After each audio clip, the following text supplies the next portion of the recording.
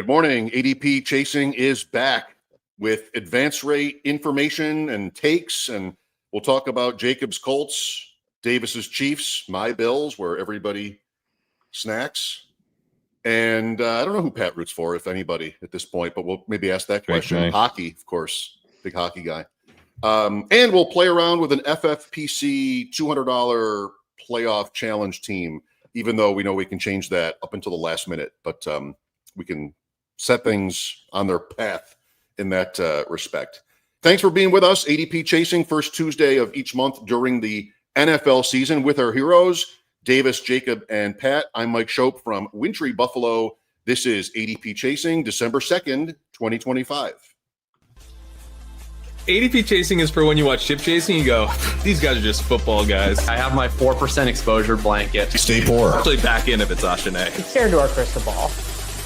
Close your eyes, all your entries are going to lose anyway. Yeah, that's fair. You're not going to tell me how this went. I was here. It's anti-cabal. It's the best ball thought leaders. I'm obviously lying to some degree because, I have a lot of both of these guys. It's the most disgusting pick you can make. But, man. Look at us. Here we are. Pat, what's your rooting interest backstory? The Patriots now. I used to root for the Raiders back when they had Rich Gannon, because Gannon went to the University of Delaware. I'm from Delaware. How did you not end up being a Flacco fan then? Yeah. Honest to God, I just really disliked the way Flacco played. I was like, I can't get into Kerrane, this. I don't want to dox you in age, but there's a chance you and Flacco attended the University of Delaware together. Davis, I've already told you that we did. Yeah, I forgot. Yeah. Yeah, no, he was a year ahead of me, okay? So I'm younger than Joe Flacco, but it's close. I think the reason why he doesn't root for them is like Flacco, I don't know, gave him a wedgie and hung him up the flagpole or something. No, I because here's the thing. The Ravens are already close enough that I could have become a Ravens fan at any point, right? So he goes to the Ravens. Right. I'm like, I already don't like the Ravens. I've already decided not to be a Ravens fan. Now I'm going to become a Ravens fan because of Joe Flacco. Watching Joe Flacco play, he's so inconsistent. He loved to throw those kind of 12-yard throw to the sideline and miss it half the time, and then deep bombs to Torrey Smith that kind of it's so funny, Pat, you say this because he used to be basically the least aesthetically pleasing quarterback to watch. Now we're so starved for quarterbacks who are willing to take risks and throw the ball deep that he's like a breath of fresh air. It's like coming in from the cold and having also he doesn't care as much anymore. So he's just winging it. So now he actually is more. Also, I mean, as we saw, it's a, you want to go out and have it's a nice little thing to mix things up, little Joe Flacco in your life. Mm. When you're dependent on Joe Flacco for survival, it's this is a lot less fun. He won one game with the Bengals this year. This goes back to when Lamar Jackson showed up, and we were so sick of Flacco at that point. Jackson goes in, let's watch this. Let's have this every week, and we're done with Joe Flacco, and that's 7 years ago. Yeah. So anyway, I couldn't get into the Ravens. I now root for Drake May. Drake May is appointment television for me. And I caught myself saying last night to Vivian, who fucking loves football. Did you say loves we? Football. Did you say we? I didn't say we. I'm not to we. My God. But she was like, Buffalo? And she if I pause it for something, she literally does more. And I'm like, more football? I played it. And I said, do you want me to play more football? And she goes, yes. Nice, baby. And for new listeners and viewers, she's 14, so everybody knows. Wow. So then I said to her, and you're raising her as a Patriots fan. I said, Vivian, that's crazy. I said, this is my favorite team, and then I went, oh. She won't remember. My son decided he was going to be a Texans fan. So I'm rooting for the Patriots right now. Texans fan is crazy. And then Watson happened. And then sort of he's got the jersey. It's the one thing I've never let him wear to school. Jacob, Drake May's that good. I love Drake May. He's one of my favorite quarterback prospects. He probably since I've been doing this content, he's easily my favorite quarterback prospect I've big air quotes scouted. Yeah. But like, I can't be a Patriots fan. I agree. Like when the Patriots are on, like I get to watch the Patriots almost every week. You're and I actually my do favorite root for time them. of the week. Yeah. But like, I still hate the Patriots. Yeah, you might pretend you hate them like I did, but you don't. You like them. We're back in a world. I'm safe because I actually have another team. So like, right. Like no matter how much I care about Drake May, like obviously, if we ever play the Patriots in a game, like I'm rooting for Drake May to have the worst game of his life. But like, I'm curious. Like, you lived in New York for much of your life. Like, were you never a Giants or Jets fan? No. I strongly dislike the New York teams. Strongly. But like, why? But why? Because I grew up Eastern Seaboard, so I hated the New York teams as a child. Right, like the New York teams. And I mean, let's be honest. I love New York. Lived there over a decade. New York fans are obnoxious, especially Yankees fans. Of course. Right. I'm not Jets and Mets. Okay, but I'm not rooting for the Jets and Mets. You know. But I'm not doing that. But those fan bases are fine. The Giants. New York City. New York City. Yeah. I'm not doing it. I'm not becoming a Giants or Yankees fan. We're back in a world where the Crafts are on the screen clapping together, almost like maybe.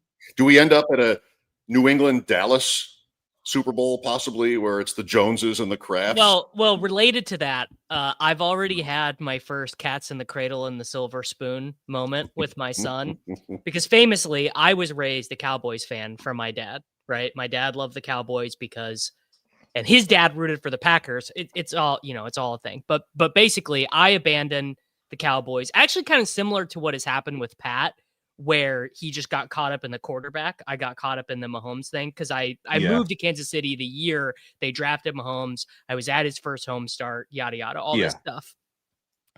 So I'm holding my son on Thanksgiving. They're playing the Cowboys, the team my dad roots for. Mm-hmm. They lose to the Cowboys, the team I grew up rooting for with my dad, realizing that I am probably passing on this generational thing to my son, where by the time he comes of cognition to awareness of what's going on, Mahomes is gonna be like 39.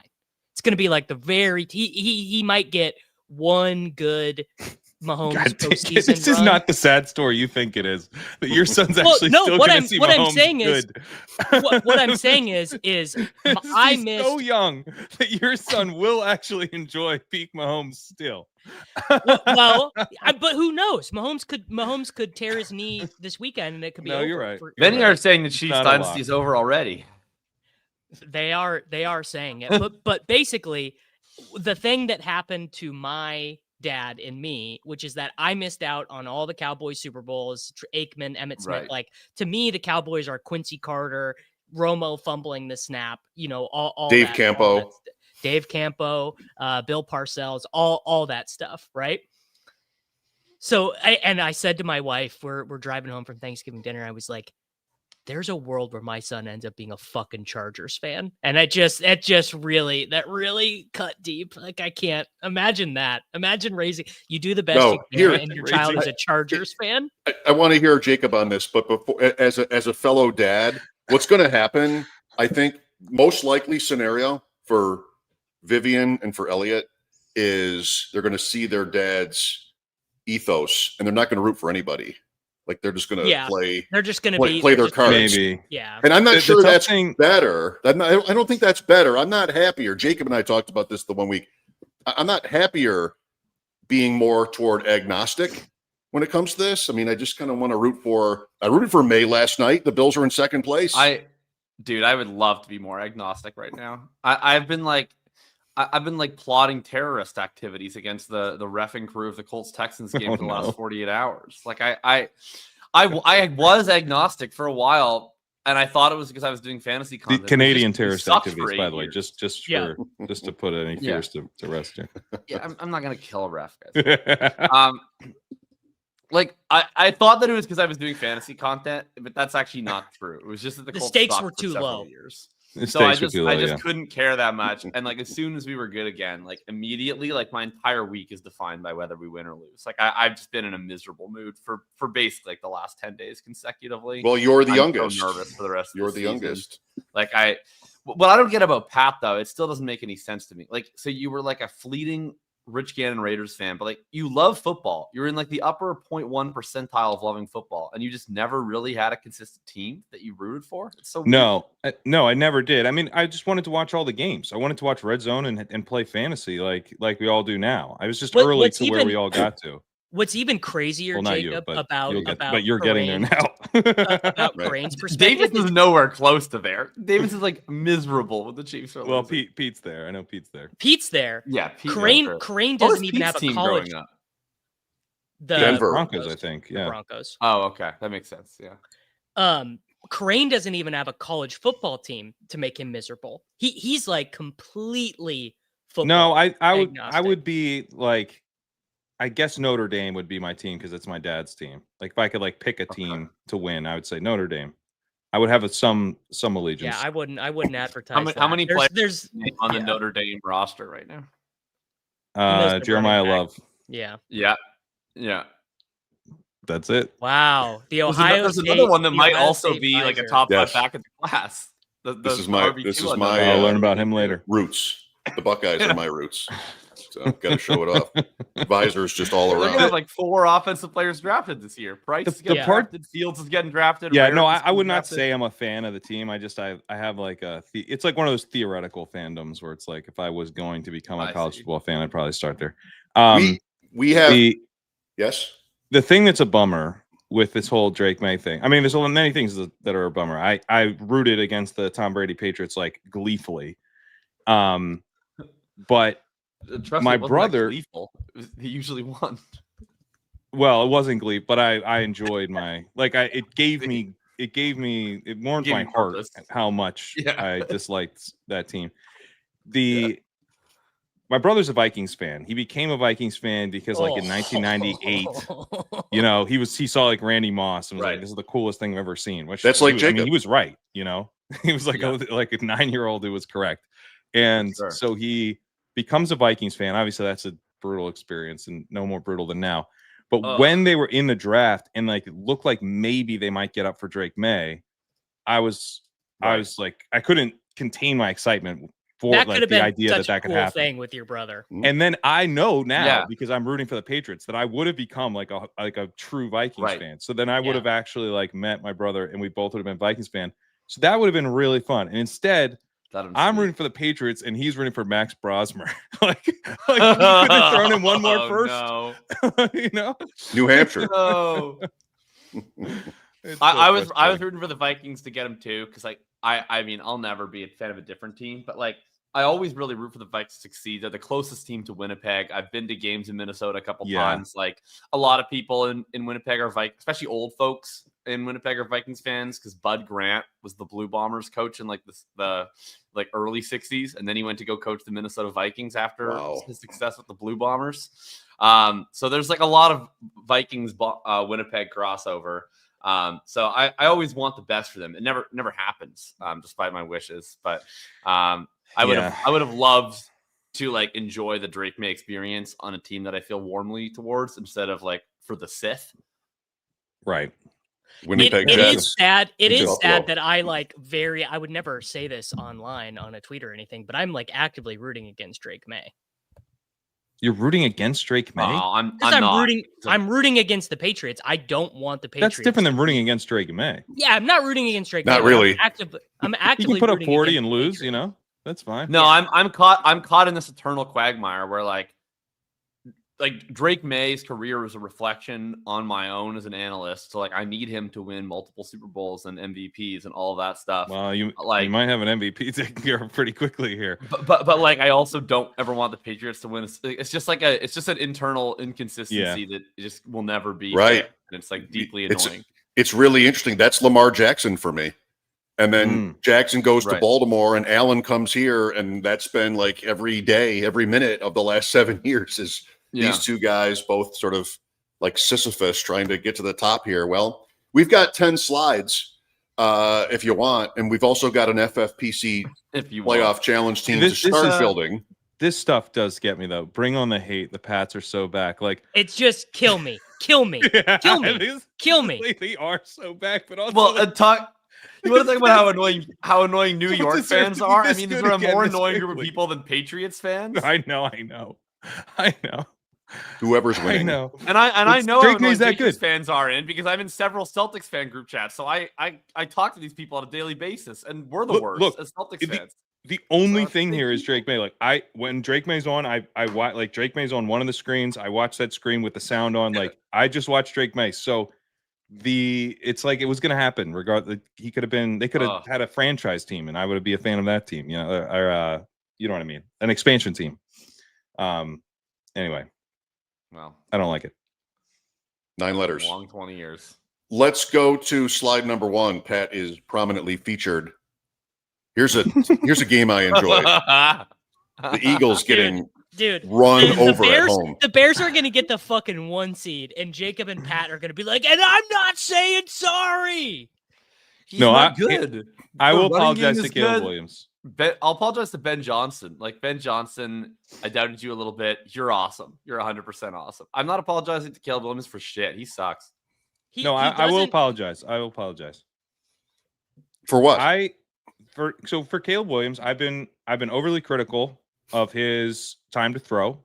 You know, you can see that he's able to escape. Now he can't run like Jackson, but in the backfield before the line of scrimmage, he's like Lamar Jackson. He like weaves and like gets guys around. Then as soon as he crosses the line of scrimmage, he immediately gains like 50 pounds and he has to slide 2 yards past the line of scrimmage. You know what it is? He can't actually run. I've actually been thinking about this. Do you know what it is? I actually think he just really doesn't want to get hurt. Maybe that's what it is. I think he is like, dude, I am not getting smacked by one of these linebackers. Because you're right. He crosses the line of scrimmage and he goes from looking like he looks like Peyton Manning once he crosses that imaginary yellow line. It's insane. Yeah. It's like Lamar to Peyton as soon as that blue line. 33 qualifying starting quarterbacks in 2025. In completion percentage, he ranks 33rd. Last. No team has ever been this good record-wise with a quarterback that bad in that statistic. Unfortunately, they are still going to miss the playoffs at 10-7 this year. So no, come on. Last. Let me argue. They're getting swept by the Packers. They're losing to the Lions. They're losing to the Niners. They're out. Behind Dylan Gabriel. Let me argue behind that Cam that's Ward. Actually bullish. Let me try and argue that that's actually bullish because if you look at the highest completion percentage quarterbacks, so you have May, right? And May is an ethical hooper. Then you basically have a list of some of the least ethical hoopers in professional football. Jared Goff. I actually was making an argument on my stream yesterday that basically Caleb Williams is his kind of final form. And this is going to sound damning coming from me because I'm a Caleb Williams guy. But I think we can all agree Ben Johnson and John Morton and Dan Campbell, they basically have become really good at hiding Jared Goff. They've developed an offense. I don't think that's quite true. I think they featured Jared Goff when it's okay to feature him. Sure. You know, like it's not like when it's easy. Yeah, it's not like it's not actually like the Seahawks where they like just they run the ball constantly. Right. It's more like the Bears, for instance, in the last few weeks. Or like the Bears, which I would compare maybe to the JJ McCarthy Michigan team. Oh my. Okay. All right. Okay. All right. Well, now it's time to apologize. That is too much. I own a apology to Jim Harbaugh. I was not familiar with your game. This incredible coaching. Can I make an argument that Caleb Williams is like somewhere between, like he's like the 13th best quarterback in football, maybe the 16th, something like that. I would here are guys I'm taking Caleb Williams over without thinking. Okay. Now wait. Before you say this, are you saying for the rest of this year, for their career? Career. I'm taking. Well, it's going to be easier for career because he's Williams should be like one of the. Williams should be like one of the 10 top picks for career because there's. All right, let's go this year then. He's young. For rest of this year. I'm smashing the button. I'm just gonna sort by attempts and go down the list.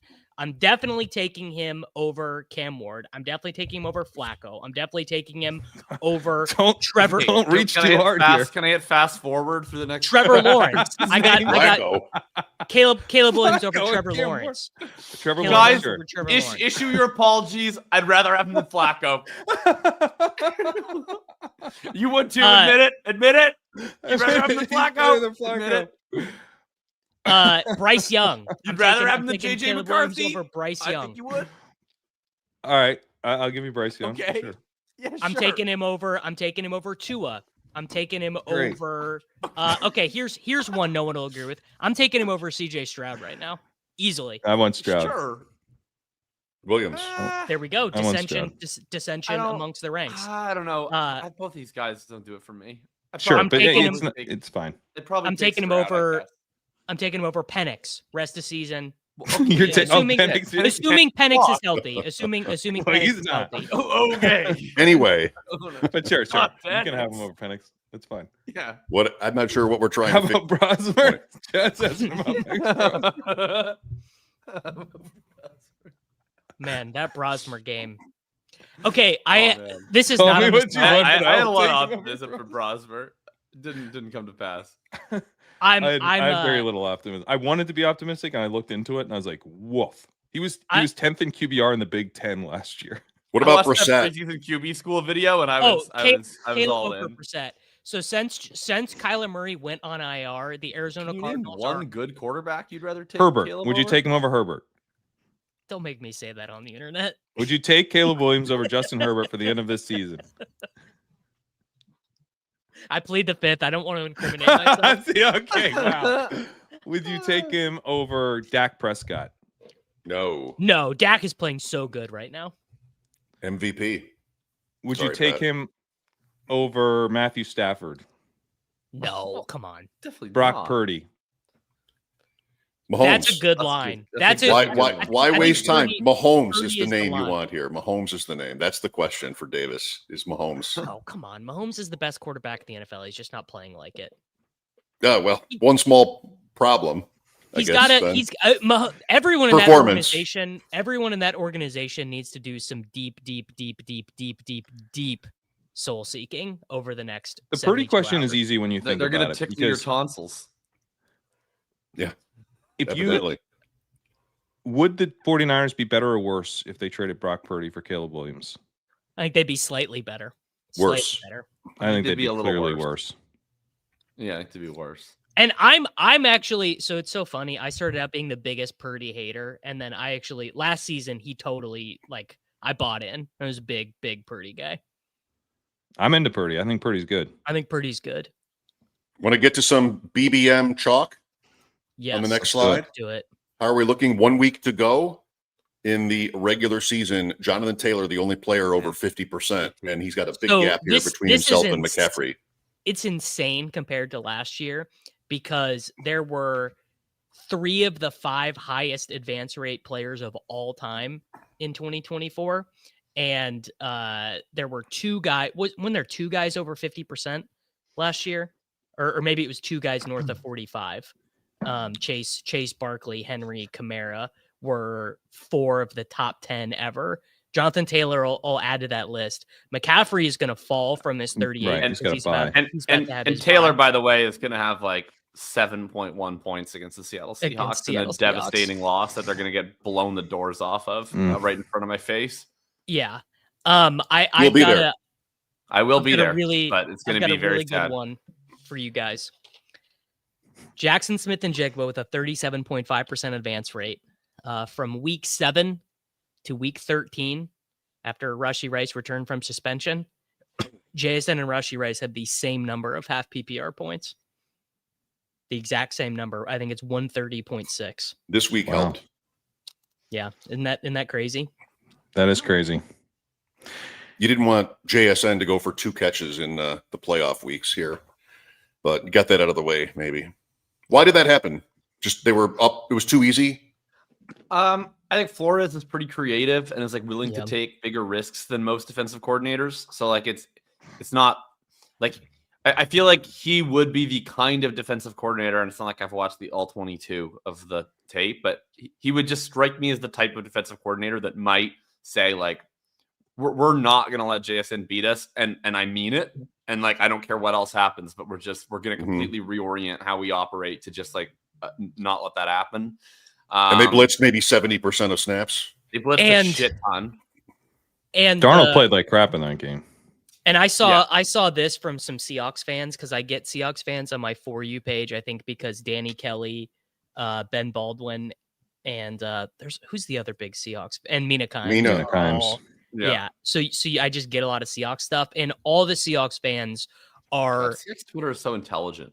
They are. Yeah. Well, what they do is they were all really tilting, because basically like Shaheed is not fully up to speed. So a lot of the offense was like, hey, man, can Cooper Kupp or AJ Barner or Elijah Arroyo do something? And the answer to those questions was no. None of those guys could do. And obviously they easily won, so it wasn't a big deal. But had Max Brosmer done a Brock Purdy, like they could have lost that game. No one feels better than Pickens on a roster these days. That's just Max Brosmer had minus 27 EPA. Actually, a little worse than that. Which is like he literally, I called him a human blowout. It was worse than just spiking the ball every play. Like way worse, yeah. I have a hot take. He threw an interception. He threw an interception. Jalen Naylor lined up the defender, put his shoulder through the ball, and the Vikings got the ball back, which is crazy fluky, good for the Vikings. Like his EPA understates how bad he was, and it's like he turned the ball over like 3 plays later, right? I think that was after the most beautiful interception I've ever seen, where he threw it like a bocce ball. You know, you're familiar with the play. God, that was crazy. I have a hot take on the Brosmer thing. I actually think KOC and the Vikings coaching staff believed he was going to be better than McCarthy. The tenor of the conversation and the stuff that they were leaking to reporters made it seem to me that they actually had some confidence that he was going to be good. I bet you he looked pretty good in practice without guys allowed to hit him. Yeah. George he's like a theoretical guy. So did Dorian Thompson Robinson look really good in preseason. So yeah, I think Brosmer probably knows where to go with the ball, and until real bullets start flying, he probably looks fine. Yeah. One more try. Pickens goes where next year? Way too high. Sadly. Well, they're going to do. Yeah, it's going to be exactly what happened. It's going to be exactly what happened with Chase and Higgins, which was they had the 2 big seasons. So like Higgins used to be like around 4 pick, then became around. I think these 2 will be closer together than Chase and Higgins. Yeah, that's what I think that too. I think we see Lamb as like a late first next year, maybe even 1-2 turn. Yeah. And then Pickens is like a mid to late second. I think that's exactly right. We're drafting them together at the 110. I mean, there's going to be people doing the Lamb Pickens 1-2 turn. I think that's going to be not a good strategy, personally. We're not even sure Pickens will be on the Cowboys at this point. I think he will. He's for sure going to be on the Cowboys. Yeah. Okay. Yeah. Because that franchise has a record of keeping their good players. Jacob, you had a great tweet this last week comparing the Rico Dowdle thing to the Linsanity run, which is such an awesome comp. And I couldn't agree more. It's like very clearly happening that Rico Dowdle is now the running back too on the Carolina Panthers, and they like don't force the ball to him in the passing game. It's just one of those funny things about fantasy football. Like this is the narrative flipped, but I don't get it. He had like 18 carries because they were negative 20 PROE against the Rams. That is obviously that's what they want to do. But the thing, and Gretsch pointed this out on Stealing Signals, is it's a really good strategy to win a given game, but it can go against you so easily. If you just don't convert one of those 4th downs, all of a sudden you're down 19 points and it's over. Like you can't do it. No, I know, but they've been doing that all year. Like they want to be a run heavy team. Like right. Well, sure. But it was like extreme this week. And it was extreme. Chuba was the lead, it felt like, in the course of the game, and he was the one that was getting. This is the first week we've seen that in a long time. You think he made the one play? Well, he made the one play down the sideline. It's been gradual. Like Chuba was stealing a bunch of the receiving work in the San Fran game where they went away from the run, weirdly. Right. And then this week they come out and it's Rico was still the starter, but they were working basically in a 50-50, but Chuba's getting almost all the receiving. So like I don't know. Like if you were to say like who's the higher scoring Carolina running back rest of the season, like I think I'd probably still pick Rico. But like, I definitely still take Rico. But if you gave me like okay. You said he was clearly the number 2. That's where I'm no, like no, I don't don't think he's clearly the number 2. No, Davis did. No, but like it's that's clearly like, a committee. And like if Chuba clearly a committee. If Chuba outscored him rest of the season, it wouldn't be shocking. Like he's the one that's getting more of the receiving right now. We're on the same page. And I think Dowdle. If you have Dowdle going in, I mean, the one thing with Dowdle though, compared to all the rest of these really high advance rate pieces, is he was also really cheap. So like, even if he goes into the best ball playoffs as a pure committee back, him and Chuba are coin flipped out to score each other each week. It's still a big win versus where he was drafted.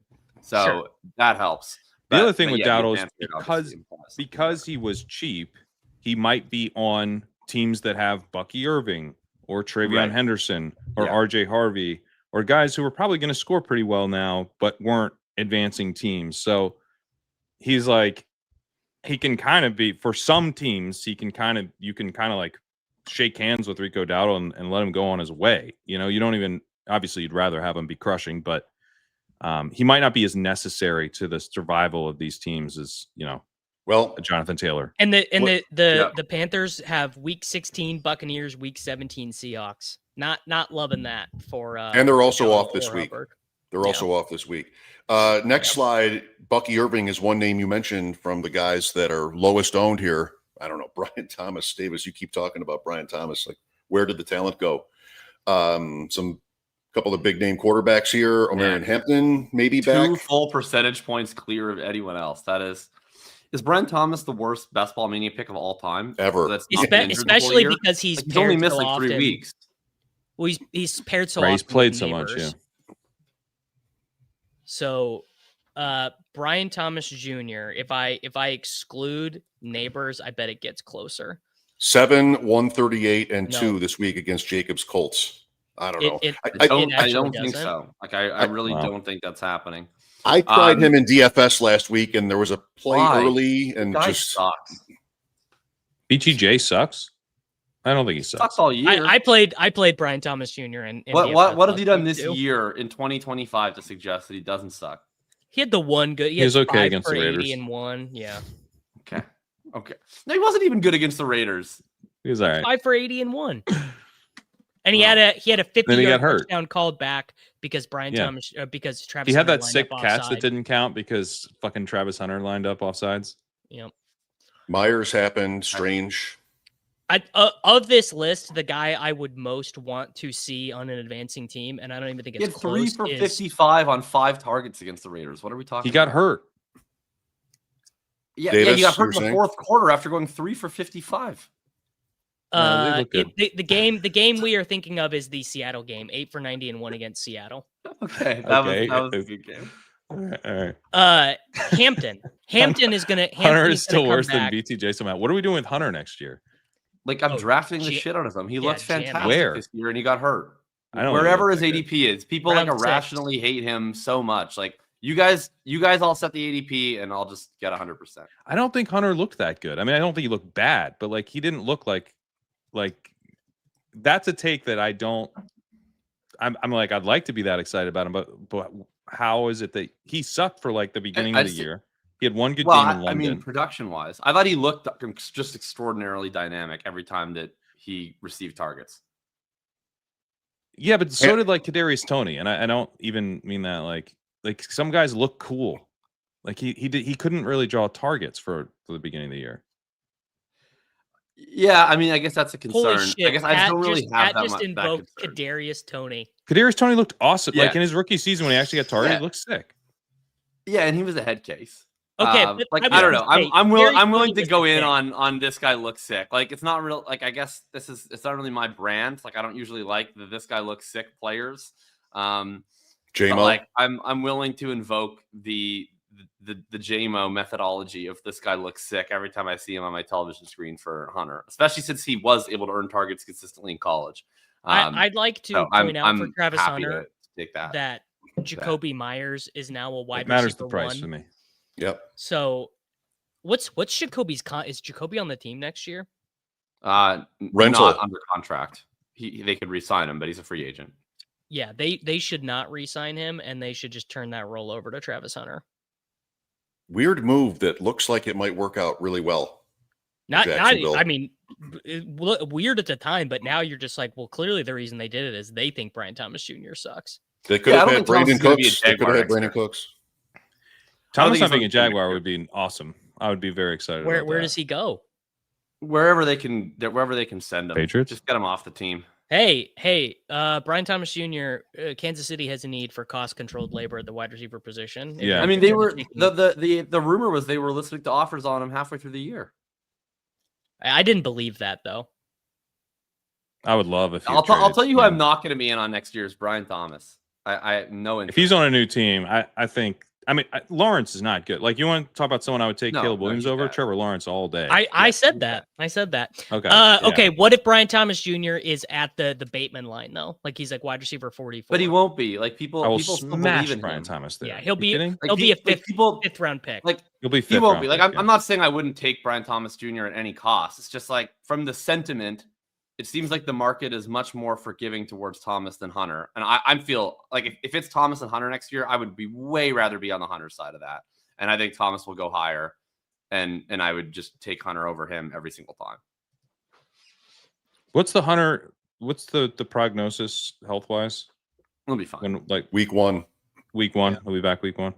Yeah. He'll be back way ahead of week 1. He'll be back in June. Well, we don't need him back before week 1. I'm just like, I like a training camp. I just mean he'll be in training camp. He'll be in OTAs. Okay. Like there's not going to be any pop That's list. good. That's good. Yeah.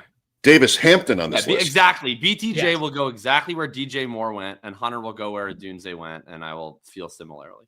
You guys agree with me that Hampton he will, is but just maybe like a mega smash when he gets back? Like the Chargers have this like patchwork offensive line. They're playing Tucker Fisk 30% of the snaps. Herbert now has a broken hand. They he's going to average like 26 touches a game down the stretch. Yeah, I don't know. I mean, I don't know. I hope you're right. Vidal's played enough. I was going to say, has Vidal played well enough to earn snaps? I think he has. Yeah, I think he has. Oh, what a way, dude! I should have won Best Ball Mania 5. I mean, just unbelievable. He's been really good. I mean, the thing with Hampton that worries me a little bit is that his path to value is like he is the backfield, and he played well enough and already earned that. Yeah. That we know he could return to it, but I'm not 100% sure he just like owns the Chargers backfield the way he did and then Vidal did. It might be split. Interesting schedule. Philadelphia, I mean, it looks bad on paper in some respects, but Philadelphia just got run on bad. That's Sunday or Monday night. That's this week. Philadelphia at the Chargers. Then the Chiefs, then the Cowboys, Houston, and Denver. Although, we're not going to need week 18, but Chargers have a pretty tough list here at 8-4. Speaking of the playoffs, so we are going to build an FFPC playoff challenge team. We can't really do it on the stream because the players aren't up yet. As opposed to Underdog, that one waits until the playoffs are actually set. Anybody want to offer a couple of macro thoughts on the I playoff am tournaments? Very curious macro thoughts from my friends here, because my instinct after the Chiefs lost to the Cowboys and the Lions lost to the Packers was, how is this even a game with any edge? Because the market is completely, other than the Rams, there are 9 teams between 4 and 8-1 to win their conference, which means the market is just saying we don't. You mean Underdog play? Because the FFPC one will know the black. Yeah. I mean the Underdog stuff. Like what? Okay. Like I want to chat about the Underdog stuff because we can draft that. Yeah, we can draft that. Yeah. Like, I mean, I think ultimately it's a crazy year to do it. It's like the most fun year ever to do it because it feels like the least fun year to do it. No, I think it's the most fun because like most years, uncertainty is generally good in an environment where you have an edge. I feel like by 2 rounds in these Underdog streets previously, it's like you'd be locked out of whatever stack you actually believe in, and you'd be going like, oh man, like I guess like, you know, the sidekick tells me that like in theory, you know, this team is viable, but it's like in my heart, like I don't really think. Just say the Broncos, dude. Getting to the Super Bowl. Just say the Broncos. Well, I'm not gonna be. Yeah, I'm not doing That's that. That's the sidekick thing right now. Yeah, like okay. Enjoy your Browns 2 years later. I was gonna say like my edge in years past has been not panicking and drafting 50% Chiefs, and that's not gonna work this year because they're not gonna make the postseason. So that's the thing. It's like you. Yeah, my point is like this year, I think you can realistically sell yourself on any potential team in the AFC getting to the Super Bowl in a way that you couldn't before. Like before, it really felt like if you weren't drafting a Chiefs team, a Bills team, or a Ravens team, you were dead in the AFC. You weren't getting any AFC team to the Super Bowl. And now it's like, in my heart of hearts, I still believe the Chiefs will be representing the American Football Conference. I think everyone believes that in their heart of hearts, but like the math is not mathing. And you can say you don't, but like if you're like at the dentist's office and they're like, we're about to put you under, and they're like, hey, who's like gonna win the Super Bowl? You feel like the Chiefs, dude. Exactly. I think everyone believes that, but like they've dicked around so much, they straight up might not make it. They probably won't make it. They probably won't make it. But if they lose this week, over. If they lose this week, it's bad. 6-7 losses to Buffalo, Jacksonville, Houston. If they lose to the Texans, like I honestly like Andy Reid's got to be fired. Like you cannot miss. Wow, dude. You cannot. I always love to fire a coach that like another team might trade 2 firsts for. But that's the thing. On his way to Andy Reid gets fired in Philadelphia. It was the right thing for Philadelphia to do. It wasn't. It was stupid. It was. They won a Super Bowl with his replacement. I still think it was dumb. No, it was the right thing to do. And they won 2 Super Bowls since. Yeah, great. They also like drafted Jalen Hurts and shit. Like I don't know. Like they got him in the second round. Does that have anything to do with Jalen? Seasons in a row firing Andy Reid? They won a Super Bowl with Carson Wentz and Nick Foles. Yeah, it's a long Super Bowl win of all time. That's like firing is a long time ago. It's good. It's smart to fire a Hall of Fame coach because Nick Foles got hot. It doesn't do shit for me. At the very least, they need to do Spags can stay. Every offensive coach needs to be relieved of their duties. We're not really talking about this. We're not really talking about this, though. Come on.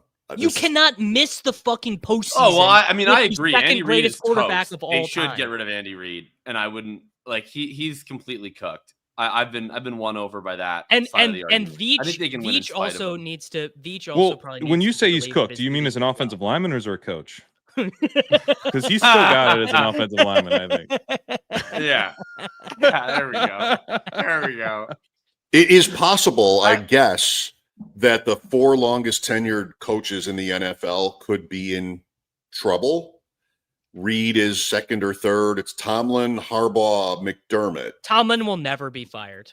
Never. Well, I think this might actually be the year. I mean, they're chanting "Fire Mike Tomlin" during the games. I think if the Chiefs fired Reid, I would find it very entertaining how much worse they would be over the next 10 years. No, they would look better. I think they would look significantly worse because in what probably way? Get in what do you think? Well, first of all, they'd stop passing as much. They'd focus. The reason that Reid lost his way is because he put it all on Mahomes, and they need to establish the run. That I can see, and that would be very tilting. That would be 100% what would happen.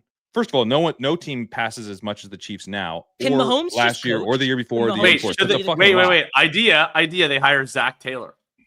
Oh fuck. Okay. All right. Come on. No. All right. I changed my. You know what? There's also a chance they get they elevate Spags or something, and then you get Okay, yeah, I've changed. He's done it before. Conversation is making me change my mind because I actually don't trust the front office to do the right thing. Just keep Andy. But hiring Andy Reid would be giga dumb for Nagy's got to go. Can we agree that Nagy's got to go? Would be giga dumb. Nagy should never have been there in the first place. I don't understand why he's there. Okay. Well, yeah, you make a good point because, like, in my mind, they're hiring Mike McDaniel, but in reality, they're hiring Steve Spagnuolo. They're hiring Freddie Kitchens somehow. So when you are drafting playoff teams, Jacob, I'm with you. Sort of philosophically, like it's fun because it's wilder this year. How wild are you getting? Are you getting to Jacksonville? Are you getting to Houston? Well, let's yeah, I mean, it's kind of subjective. Here like mathematically, you can almost make a case for anyone. Like, let's do a quick little rundown here because we got slides. All right, let's do Jack it. put them together. Let's do it. So you got your AFC. We'll talk AFC. AFC locks. Denver, New England. Obviously, I mean those two teams are going to be. The thing is I am so confident that the Denver Broncos cannot win the AFC. That it's so like. I'm listening to the sidekick and I'm saying, okay, I'm going to take RJ Harvey. I'm going to take Bo Nix. I'm not. And every time the sidekick gives me Broncos, I just remove from queue. And then I'm gonna watch as Bo Nix tries to quarterback his way out of a wet paper bag. But here's the thing: no chance. They're going to make the playoff. These are the AFC playoff locks. There's three of them. They're going to make the playoffs. They play at home round one, or they might even get the bye. But they play at home round one, assuming they don't get the bye, and they have an elite defense. So you're potentially looking at two games to this team, maybe three, and you're getting cheap pieces that can help teams advance not just in round one but multiple rounds. So that's where the sidekick's like, hey, it doesn't work. They have the second best odds to get the bye. Well, okay, if you're talking round one, but if they do get the bye, then you've got them coming online for you in round two, depending on. Right. I'm thinking the Patriots get the bye. Frankly, at this point. I mean, the Patriots are the favorite to get the bye, but your precious numbers say it's only a 6% delta. So, it could go either way. These are the numbers Zach put together. I think ESPN a little different. Oh, your internal numbers. My internal numbers. Polling, the internal polling of the internal polling is a little bit different of the Drake National Conference. This is also not going to be a popular opinion on this program, but Patriots, Bills in what's the Patriots stadium called? Gillette. Gillette. I mean, I just think the Bills win that game. You're going to find out in week 15 next week. I don't trust them. That's what they play. Postseason. I mean, this is my issue. It's like I wish there was another team that I trusted. For like a couple of weeks, I thought it was going to be the Ravens, because I thought eventually Lamar would just look fine, but that's he just looks not like happened. Nope. Yeah, that's not happened. Nope. And especially my issue was because it looks like, and I think this will ultimately come to pass, that it will be Bills at Ravens round one, right? That's where it seems most likely to be headed right now. And in a world where Lamar is healthy, that seems like a nightmare matchup for the Bills. I know that the Bills tend to have had the Ravens number historically in the playoffs, but this version of the Bills defense with the rushing issues that they have with Lamar and Henry, I mean, theoretical Lamar seems terrible. But I don't know what to do with the Ravens now. I don't really believe in them. I don't believe in the Bills at all. I don't believe in the Broncos at all. I believe in the Texans roster. I don't believe in their coach. Yeah. So who do you like? This is why I'm just going to draft the Chiefs, I think, and just hope they get the playoffs. The Chiefs are going to be the 7th seed going to the Broncos round one, maybe? Yeah, and they would be I've got some news. I've got some news about that. They're going to win that game. They're going to win that game. You would bet everything you own on the Chiefs in a playoff. Yeah, not in the playoffs. If the Chiefs are in there against the Broncos in the playoffs, you would be stunned if the Broncos won. You would legitimately be stunned. If I honestly wouldn't be.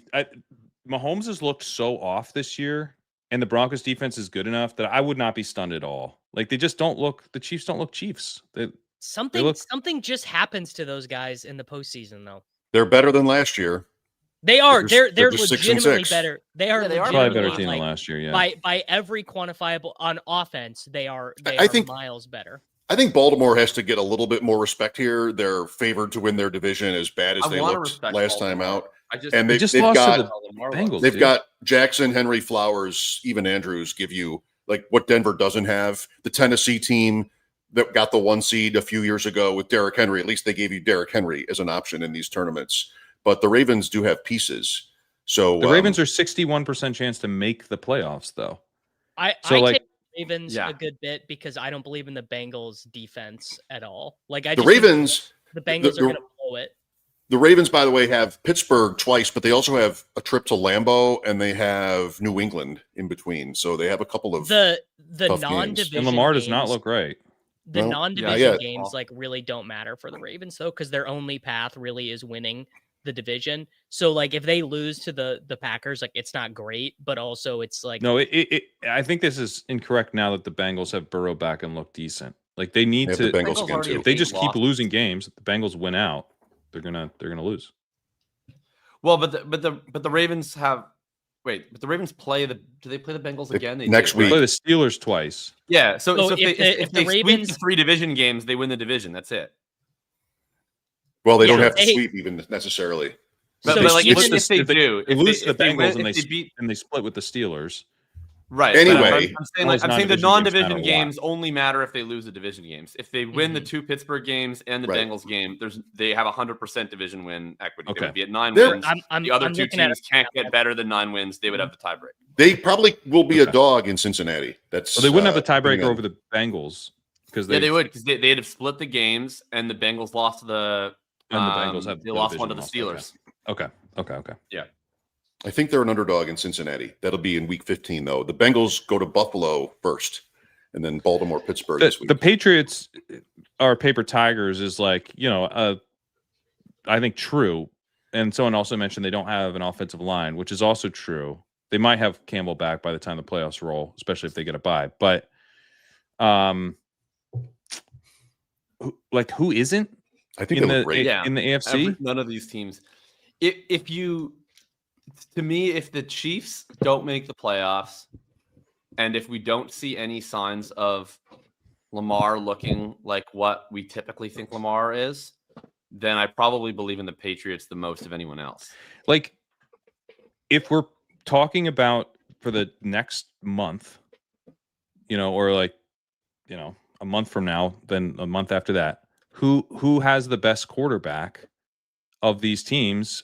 I would nominate the Bills and the Patriots, and then maybe the Chiefs. But like I think the Patriots coaches are going to be a problem. I think Vrabel. I think Vrabel's going to be a problem in the postseason. Drake May is a better quarterback than Patrick Mahomes for the next month. He's running circles around Patrick Mahomes right now. Oh, time to apologize. Who's playing better this football? Is so Kerrane. This is so fucking okay, funny but this must be what I sound like when I talk about Mahomes. Like the way you were talking about May right now, is how I talk about Mahomes. Pat, like we're talking. Josh Allen's playing very well. You got it. Yeah, I mean, of course. He's still looking. I like have Josh a ton Allen. of respect. I have infinite respect for Josh Allen. I have very little respect for basically anything else on the Buffalo Bills, but I respect Josh Allen. Josh Allen's. They got to get Joe Brady the fuck out of there, man. They really do, man. He's so bad at his job, dude. Joe Brady, but people float the ball knowers love him. Like, ball knowers love Joe Brady, and that's one where I just don't think that they're correct. I think they're way incorrect. Hey, it's funny if I can offer a take from the inside. So 2 weeks ago was the game in Houston on the Thursday night, and even D'Amico Ryans got involved in this, where everybody said they're only running one play. And how predictable they were, and then every play and mesh, right? And then they go to Pittsburgh and they just completely club Pittsburgh. And everybody's takeaway was, well, they did it. Even TJ Watt said it. They only really ran one play.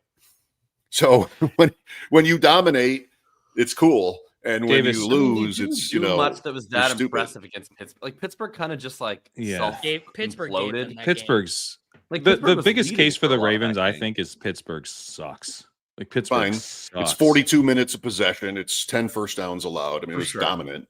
How nice is it to not have to draft Steelers and play best ball the way we have? It's very nice. Well, I mean, the Steelers might still make the playoffs, guys. Like, they might. I don't like Davis. If the Chiefs fire Andy Reid, you're hiring Joe Brady. Let that sink in. Oh my God! Wait, could you imagine? If the Chiefs fired Andy Reid and then they hired Mike Tomlin? Ridiculous. Anybody else in the AFC? What's the third slide, Pat? Imagine Mike Tomlin on the sideline for your football team. The thing about firing Chargers. Reid, oh, this is dirty. Zach put the Colts as a long shot. Jay, what the fuck is this shit? Oh my God. I haven't even brought them up, but like this is ridiculous. He did mention, by the way, that when we had the Chiefs up, he mistakenly left Rice off the player list. This is just remarkably rude. And yeah, I mean, I think I'm of two minds with the Colts stuff. So, like on one hand, obviously, like their end of season schedule is really rough, and so these losses hurt. And now they are in the spot where they have these 3 divisional games to close that become pretty must-winny to be able to get in. But yeah, I guess I don't totally understand why like their Super Bowl odds have like plummeted that hard vis-a-vis teams like the Texans and stuff. Like they've lost like 2 very close games. The last Jones's leg, right? It's Jones's leg. But like he looked pretty fine in this Texans game. Like he couldn't really move. Like they lost on like a lot of the RPO stuff, but like he played. So also, if fine. I understand, I guess I don't know. I guess I just think that people are being way too doomer. Like the Colts were 8-2 like 2 weeks ago for the sidekick and stuff, and like it's genuinely difficult to figure out. Like, hey, if this dude takes a hit, like, is he out for the year now? Like, what's the like? He has a freaking fracture in his leg. I know he did get hit in that game, but like the wrong hit, like he's done. You know, like what are his odds of actually playing 6 weeks from now? It doesn't seem like a lock. Yeah, I mean, who knows? I don't know. I guess I'm just confused. Like outside of that leg thing, which I guess like an uncontrollable. I think people are just generally too down on the team. Like I'm nervous and I'm scared in that, like, you know, it looked like they were a playoff lock and now they're not. But like the way people are talking, like in the chat, I don't know if this is just to troll me or if this is like how the actual sentiment is. But like this even seems to be the sentiment among Colts fans that like the season is over, we're going 9-8, and it's like I guess that's possible, but like as of 2 weeks ago, they had like one of the best profiles in the entire NFL. They lost a game in overtime in a game that they were 3.5-point underdogs. So it's not like that was like some shocking collapse of an outcome. 20-9 they lost, at Arrowhead. They lost a game that they were expected to lose, and they lost it in a very close game. And then like they lost a very close game this week that like frankly was entirely decided by the refs. But whatever.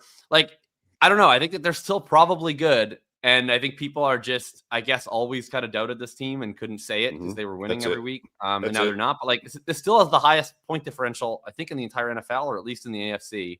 And yeah, I think people have gone too far. Like they're going to beat the Jaguars this week. I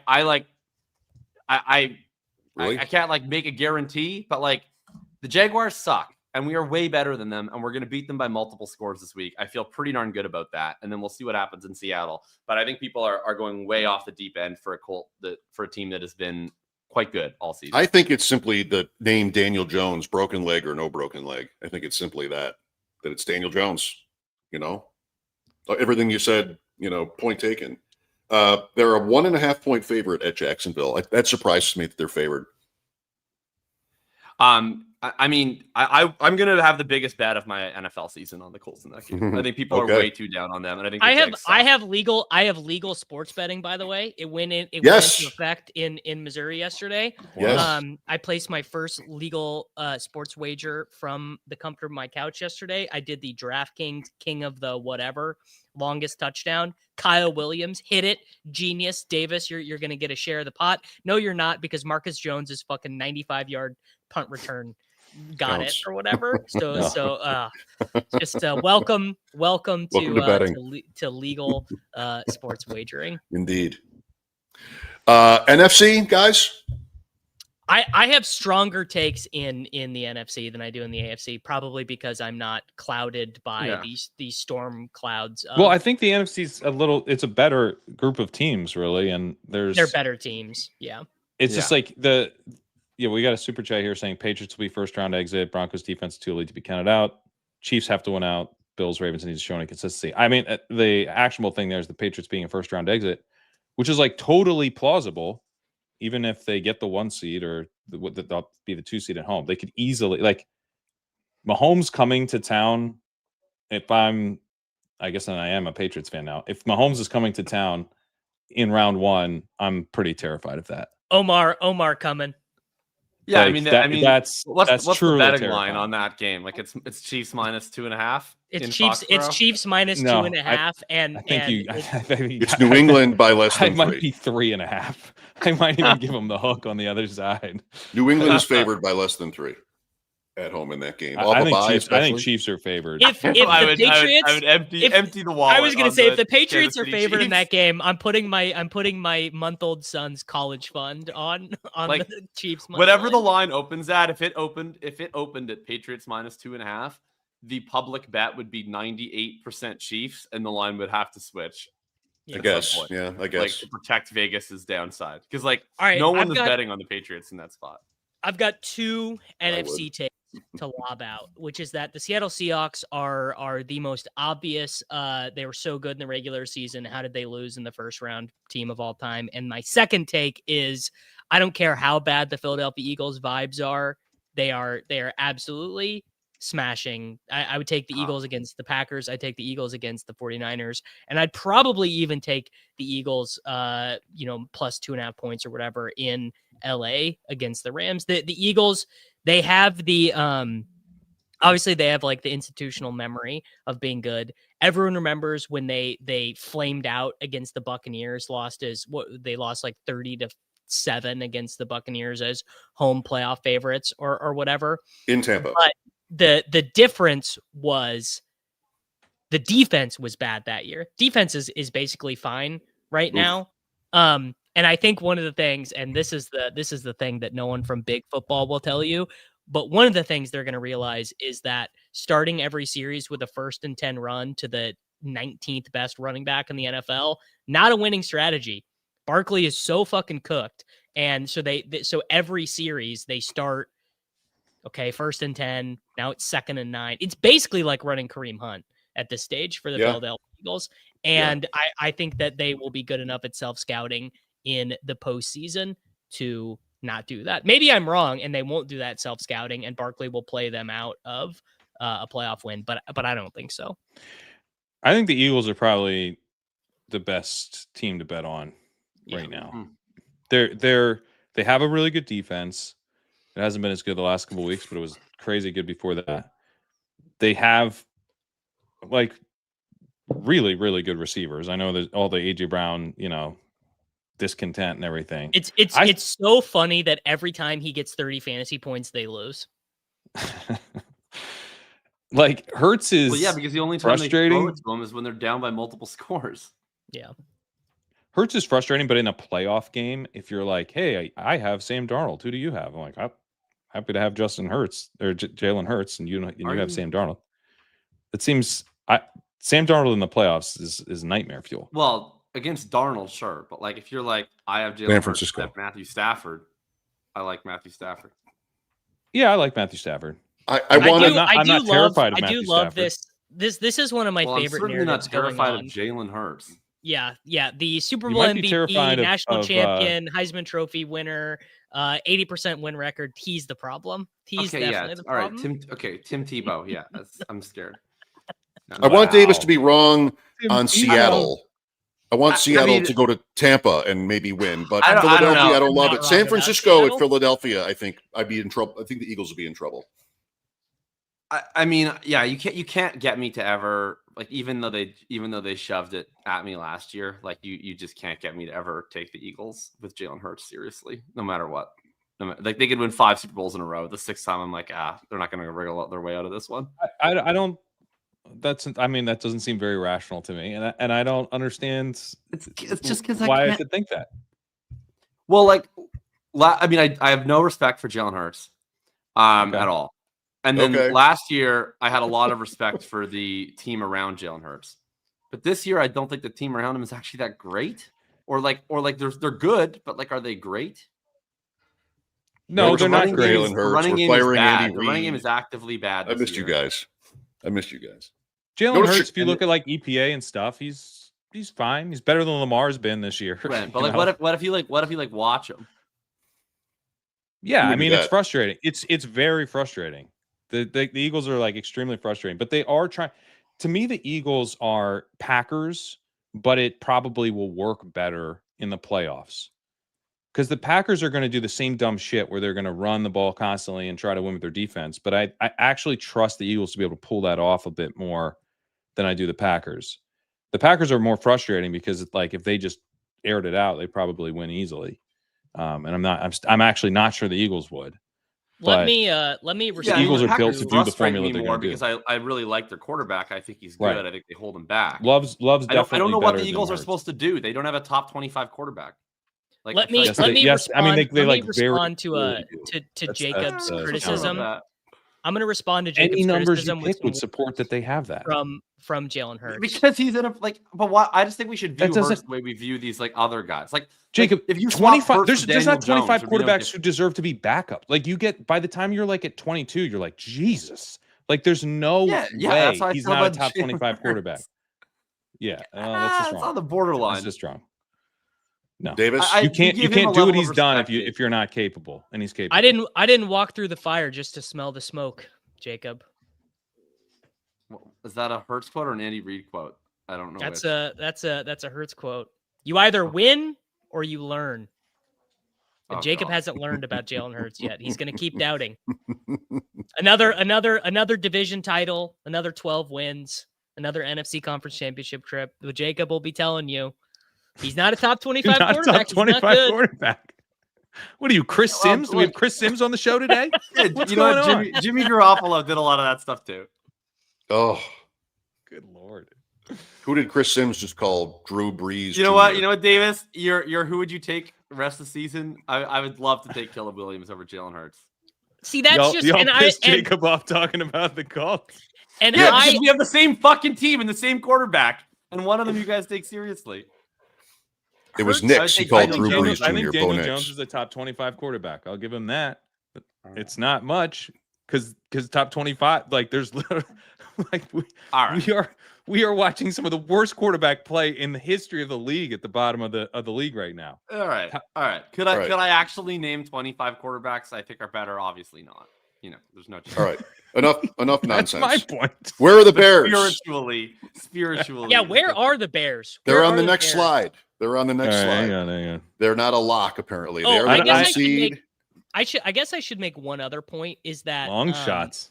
The 49ers are being discounted in these contests because it is assumed, I guess, that Seattle is going to win the division, and the 49ers have been so injured and the defense has been so bad. The Rams. They're 9-4, and I don't know, man. The 49ers could definitely win the NFC, and they are cheap.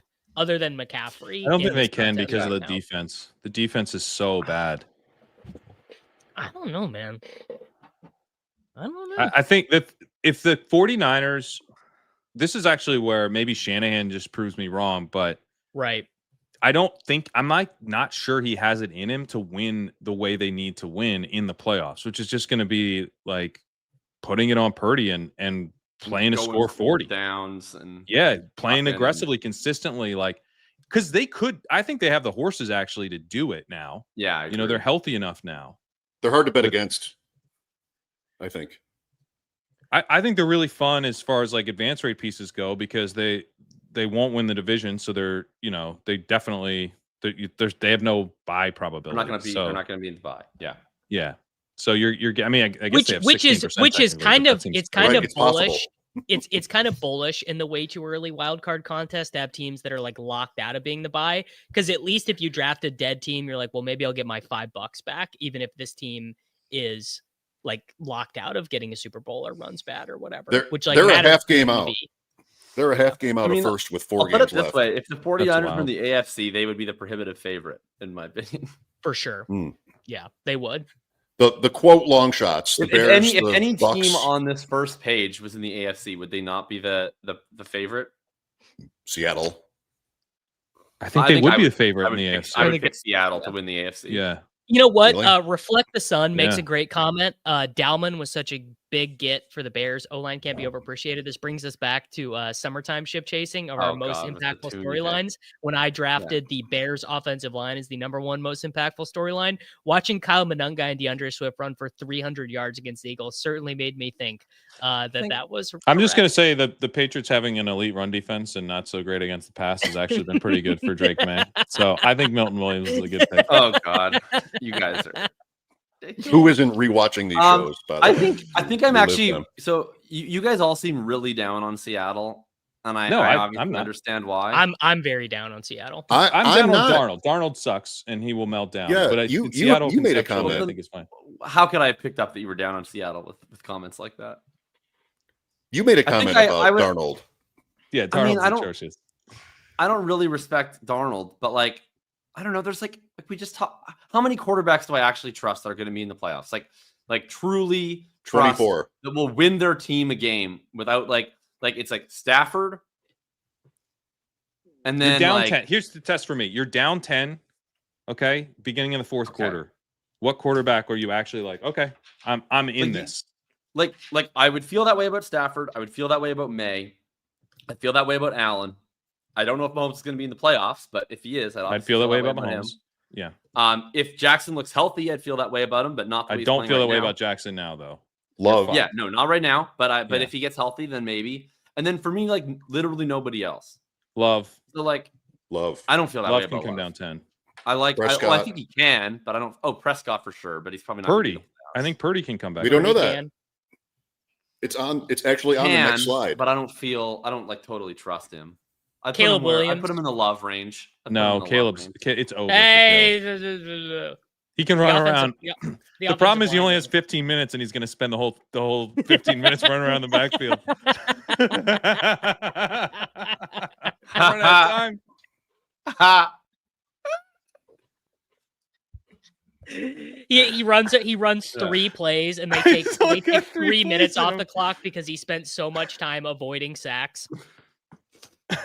I noticed you didn't say Jalen Hurts, Pat, Mr. Jalen. No. Jalen Hurts is. Oh, interesting. It's to me the Eagles are Seattle-y in that way where it's curated. I mean, I wouldn't put Jones there either. Like I don't think. I'm not saying you should, and I wouldn't either. But like I guess what I am saying is, other than the fact that they just won the Super Bowl, which I guess it matters, but like.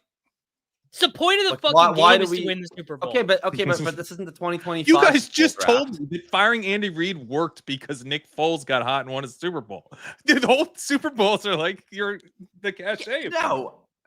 Okay, but we're talking about a different. Like, obviously, I'm saying the point of the NFL is to win the Super Bowl. Sure, I can see that. But like, we're trying to predict the 2026 Super Bowl. Like, I don't know. What is really the difference between Philly and Seattle? Like, I like Seattle's defense more than Philly's. I like their quarterback more than Philly's. I don't like the quarterback more. I think I'd rather have like Darnold just melts down. And it's like he is it's like, well, we don't have a quarterback today. Like it's bad his when it's floor bad. is way lower than Hurts' floor. Because at least Hurts can always run and he can always throw the go ball. Yes. And he doesn't throw like the mind-numbing turnovers and bunches that Darnold does at his lowest. It's so low. The floor is so low on Darnold. Okay. So the floor is lower, but the ceiling is pretty high on Darnold in a way that I don't know that it is on Hurts. The ceiling is higher. That's the most fucking ridiculous goddamn thing I've ever heard in the history of this Hurts program. doesn't read a field. I think the ceiling is higher on you can do Darnold. as an offense is so limited with Hurts. But the thing, Jacob, with that is that their defense is so good that like those games where you're getting the ceiling Darnold, like you were probably winning anyway. Like I don't think it's more about negative the floor. 42 fucking EPA in 2 must-win games for Darnold last year. Jacob, you are rage baiting me, and it's working. I'm getting rage baited by Jacob Sanderson, and it is working. He is all this guy Hurts has ever done is win football games in advantageous and disadvantageous situations. All Sam Darnold what disadvantageous position has Jalen Hurts ever been in? I mean, people. How many times has people buried this guy? He got buried. So he's been disadvantageous in the media. I'm saying the team environment around him was ever disadvantageous. I mean, He was a second round pick. He had to earn everything he's ever gotten. Yeah, people hated the draft pick when they made it. They loved Carson Wentz. Even to this day, there's some whack job saying he's not a top 25 quarterback. There's nothing more to say about this. There's nothing more to say about it. I think there's way more. I bet we could get another. We need to spin off a new episode. There's nothing interesting left to say about it. About that. I think the most interesting thing that's happened. I mean, he's the worst quarterback in the world, or he's not. Like, what are we even trying to figure out? I guess what he's the reigning Super Bowl MVP. 2 years before that, he put up 45 fantasy points in the Super Bowl as well. Is that all right? Go off. Joe. Let's move on. Joe. It's boring. It's not interesting. Of course, Jalen Hurts is pretty good. Let's do the Seahawks, and I just want to end it on this. How do the Seahawks win the NFC Conference Championship? It's almost all defensive based, right? No, it isn't. Their offense has been good. Their offense has been good in controlled environments, and the playoffs are not a controlled environment. I mean, I'm sure. Like, I think that the most likely scenario is that the Seahawks offense doesn't translate well to the playoffs. But it feels like the way we talk about them is as though they're like the other teams whose offenses are already bad, and they're not. It's just they're a team that we expect their offense will look worse than it does most weeks in the regular season. And I'm just saying, what if it doesn't? That's all. And even if it is bad, like if Darnold is. I mean, if he's like the minus 42 EPA version, obviously they're going to lose. But if he's just like his 30th percentile, like version of himself or something like that, like then aren't they still just like the Broncos or like the Eagles? Yeah, I guess I don't know. I have a little bit more faith in the Broncos D than I do the Seahawks D. I think the Seahawks D is really, really good, but I mean, we saw the Rams beat them. Like I'm not sure that the Seahawks defense in the playoffs is going to be this like shut down defense. I think it's just going to be like a really Seahawks good were defense. A missed field goal away from beating the Rams in LA with Darnold throwing 4 interceptions. All right. They're good. They're good defense. 60 yards. Darnold sucks though. Maybe the answer is that in today's NFL, we're focusing too much on the quarterback because every team just wants to run the ball and play good defense anyway. So maybe the Seahawks actually are undervalued because having a good quarterback doesn't even matter anymore. Would you say they have a top 25 defense? I'm not sure. Maybe. Yeah, I do want to talk about the Bears though. Please have it be a team on this slide. Thank you. Okay, yes, Chicago. I want to talk about the Bears because the just Bears, one more thing on the Eagles before. the he's Bears not a top 45 quarterback. The Bears' path to winning the division is actually like pretty clear. If they beat the Packers one of the next 2 times, but lose, like they can actually lose. Like they beat the Browns, they lose to the 49ers, they lose to the Lions. They're still like 35% to win the division in that scenario. But the thing that's nice about the Bears is they're actually pretty good for like actually advancing, like for fantasy. Like the part we actually have not talked about this at all yet, but like you actually need fantasy points. You do need fantasy points, yeah. Because you know exactly who's getting fantasy points for them. Like Caleb will get between 18 and 25 fantasy points most of the time. You can take Swift and Monungai. Both of them should be between 8 and 15 fantasy points with ceiling for way more. And then hot take, maybe not a hot take. I think everyone actually universally agree with this, but the Loveland Burden stuff is clearly happening. Yep. The fantasy numbers haven't fully gotten there yet. I expect by the postseason it will. Like I expect by the time in the wild card round, Leone will have Loveland and Burden projected as the second and third highest scoring pass catcher on the Bears roster. And another thing we haven't even talked about in terms of just like game theory wise is the pool is going to be so strange in the 1 out of 10, the 1 out of 10 pods, that there are like a lot of scenarios that you actually might be the only person in your pod with a Bear stack or a Jaguar stack or whatever. And that has added value. Like I actually think this way too early wild card will be the least duped potential that we've ever had in one of these contests. Yeah, because you're just gonna have the wrong teams. You're just gonna have the wrong teams. As you described the Bears there, all I could do is think about how much more I want the Lions and the Cowboys to be in the playoffs in this team. Like your bull case was Kyle Monungai, and we have Kyle Monungai just had a fucking smash game, Pat. It was but it was a Chuba game. He was splitting still with Swift. It's like, they have to be able to pull off that exact style, which they're going to try to do. But they really are. It is, if you want to compare Caleb to anybody, he's sort of like doing Bryce Young stuff. He's like 6'4" Bryce Young, which is he's 6'4" Bryce Young. Yeah, if Bryce Young was 6'4", he'd be awesome.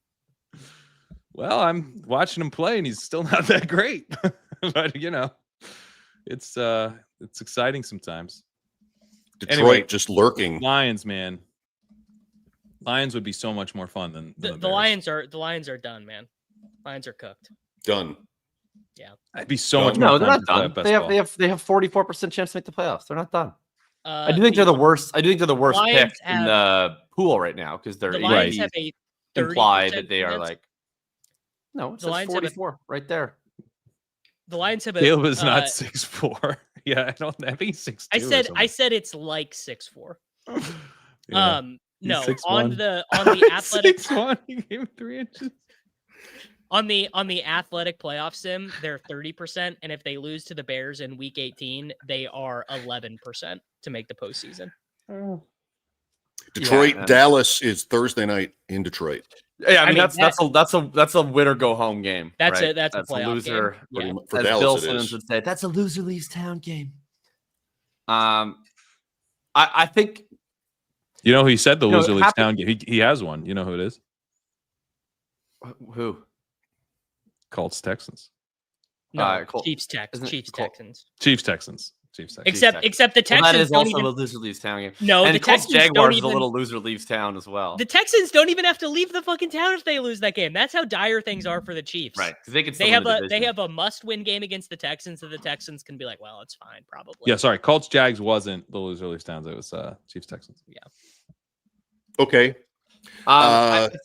I just wanted to point out one thing on the Bears. I haven't had coffee this morning. The Bears have basically the exact same playoff odds and Super Bowl odds as the Indianapolis Colts right now. And I guess just, happiness is a function of expectation that everybody is doomering one of these teams and saying that there's no chance they make the playoffs. But, when you point out that the Bears have a realistic chance to not make the playoffs, you're met with ridicule. So the Bears are not missing the playoffs, bro. You know what? Let me go use. The odds it's pretty realistic that they do miss the playoffs. No, I don't care. I'm not saying it's likely. I'm not saying it's likely that they're going to miss the playoffs, but like the odds that the Bears miss the playoffs, the odds that the Colts miss the playoffs are like the exact same. It's like one. Tampa. Who do you want on Tampa? No one. Bucky. I think. Bucky. Is Evans coming back? I don't think so. I think they're talking about he might. I don't know. He'll be back he'll be back like in a couple of weeks. Man, Godwin. Playoffs, won't he? I love the idea of Godwin last week. That drop was tough. But he's back.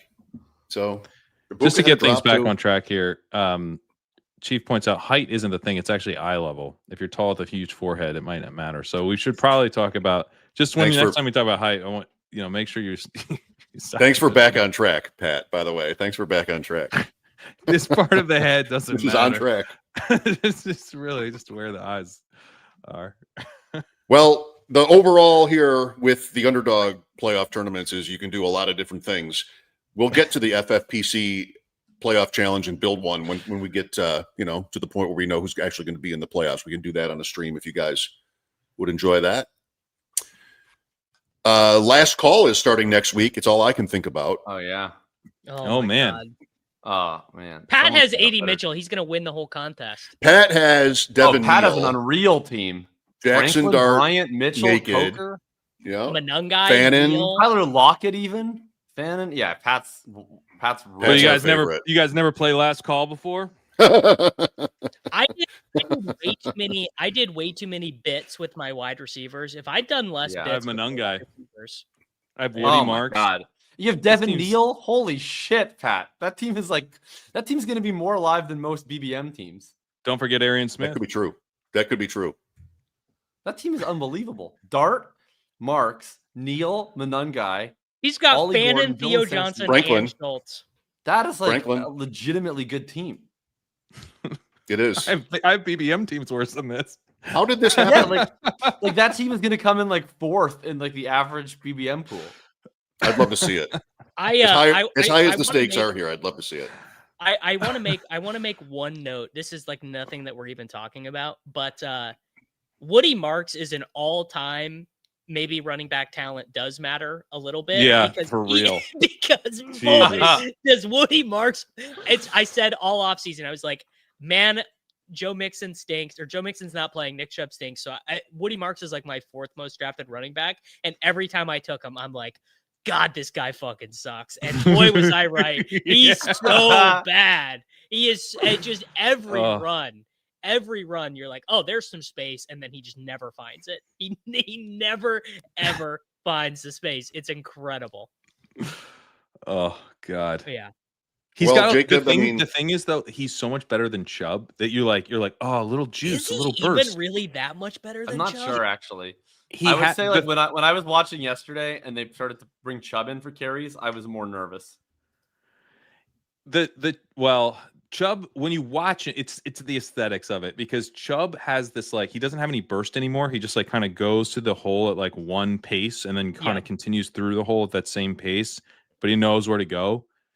And Marks has like a second year, but then he's so like, you blow on him and he falls down, you know?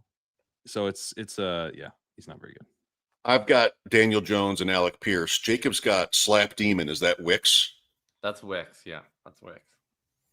Not a bad Thanksgiving. Alec Pierce. That's a nice pick, Show.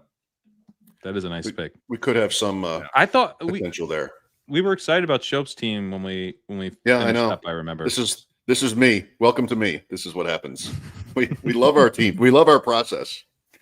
We just don't love I don't think it's going to be close. Pat's going to beat us all by like 150 points. I am super excited to see how well slide, Pat's please. team does. Learn how to slide. Yeah, our only chance is if Jackson Dart gets concussed and then Pat has to take 3 consecutive quarterback zeros. And I think he'd still win, but that would at least make it a little bit competitive. Good luck. I do. I mean, my like Shuck is like drawing pretty live to outscore Dart, actually. Okay. Tampa Shuck this outscored Dart last week. Not if they're healthy, but they might not be healthy. Look at the rest of his team. I mean, my team sucks too. I'm not talking down on your team, Davis, but it's like there's one shining team here. Oh yeah, I mean he's got A.D. Mitchell. He might not even need him. Right, Coker, yeah. Tyler one more Lockett slide is running 100% of the routes every week. One more slide for the fun of it. Oh my god. Oh my god. That is beautiful. Funny. It's beautiful. In the extremely. Wait, where is this photo? Like, how did they? What is this? I believe it's AI. Would be my guess. Jacob. No, but I have that shirt. So they've like taken an AI of like a real shirt of mine, and then they've like. It's that picture AI of you. It dude. Was in the open that we used to play, the Law and Order one. Can we just point out, because Say Lovey's covering a little bit, that Jacob's smoking on the plane? Yeah. Jacob in real time learning that the downfall of Western society is like happening. Like this is you're looking at it because this is indistinguishable. I mean, you can kind of tell that it's AI, but not really. And not it's only really. gonna get better. No, like it's only gonna get better. It is deeply concerning. Also, the AI commercials that we get are so bad. It makes me want to die. Like, dude, like there was the commercial that I saw on DAZN, which is the Canadian like stream all the NFL games site, and it came up like even more than the Chad Powers commercial used to come up, where that is actually true. Yeah, the middle of the table cup holder from AIs. It's really rough, but it keeps coming on, and it's like this person takes a sip of their chili and it's too spicy. And then she's like, oh no, like, how do I fix my chili? And it's like, ask, like, let's bring in like co-chef Gemini. And then she's like, Gemini, how do I fix my chili that's too spicy? And Chili's like, and then the suggestion is like, sour cream has been known to reduce spice levels. And she's like, thank God.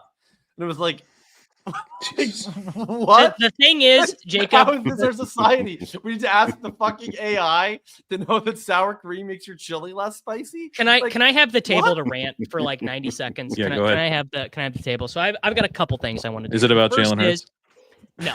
So the first thing is that AI is really proof of the great George Carlin quote that think of the average person you know and then realize half the people you know are dumber than that. The dumber you are, the less access you should have to something like this because you're not smart enough to do it. Something I've realized on social media is that a lot of people are using ChatGPT like it's a person. They're having it pick up on their like verbal tics and everything. And like, I think you should just go to jail. I think if you are using your large language model and it's picking up, maybe the people who made it should go to jail if that's happening. What about that? Well, so that's the other thing, and this is going to be the second part of the rant, is that I use ChatGPT a lot for work, for data stuff, for like research and things like that.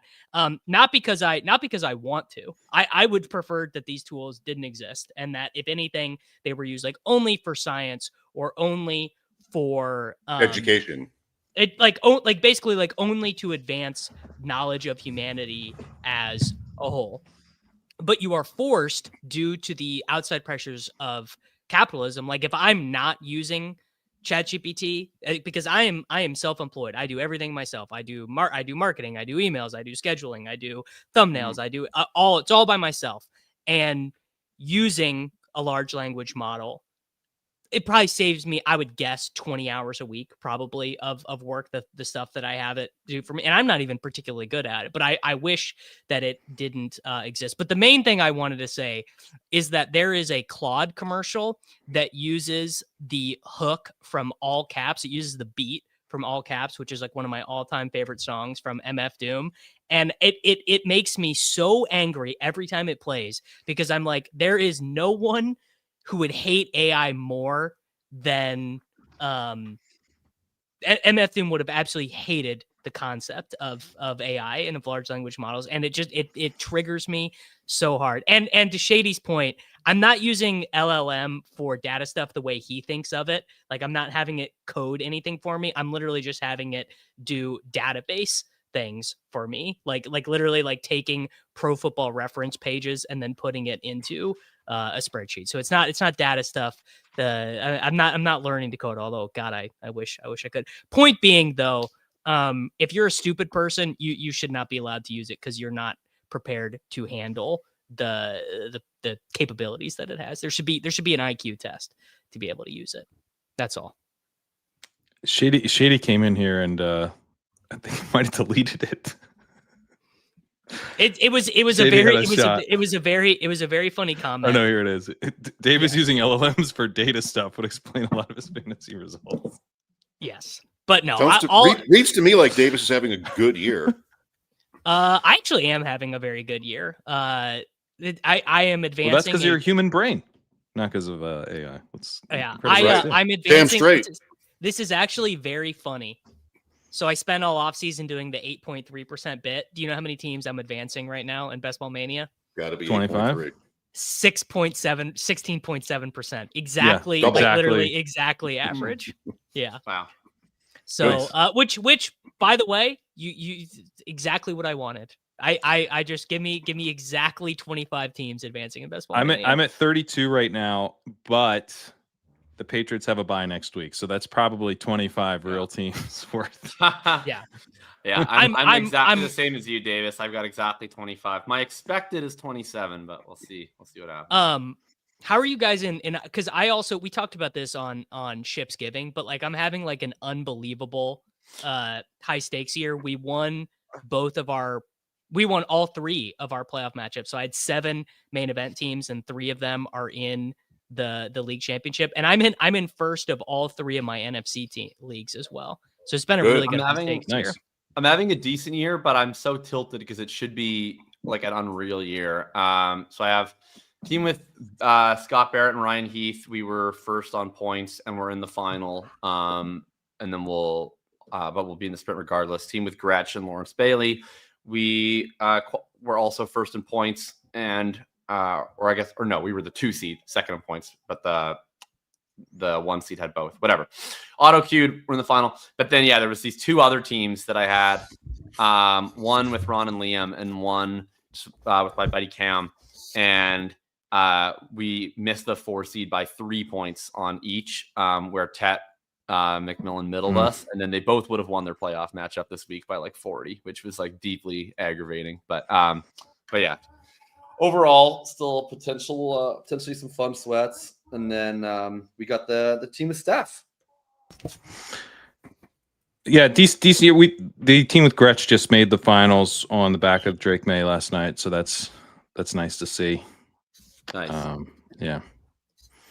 You know what? This is very funny, Jacob. You and I are in that Roto World League together, and it's the only league, like home league style league, that I'm not already qualified for the playoffs in, and I think you and I might play each other this week.